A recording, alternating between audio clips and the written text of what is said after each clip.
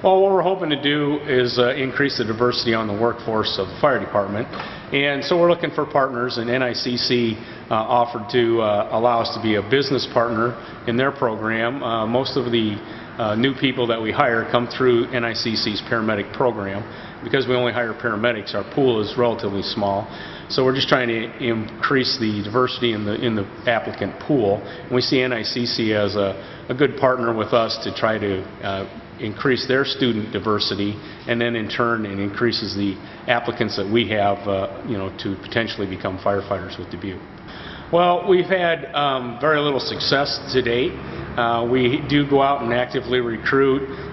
for the job in other locations, advertising,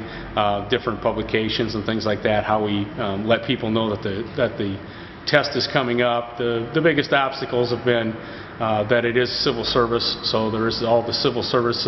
requirements that have to be met. There are requirements for the written test and physical agility test as well, so there are several hurdles that people have to pass to get to be an applicant, to be a candidate we can look at, and then also because of the requirement for paramedic hiring, you have to also be certified as a paramedic. So the applications that come in usually are from people who have some experience in that field, and right now the field locally at least is not very diverse as far as workforce. We've been trying to reach out to the entire community and just let everybody in the community know that this is a career that we think highly of, and we think that they may want to take a look at. And so we're working with NICC to make sure that they also are reaching out to people who've not traditionally maybe been in their EMT or paramedic programs in the past, and make sure that they understand that there are jobs available in the community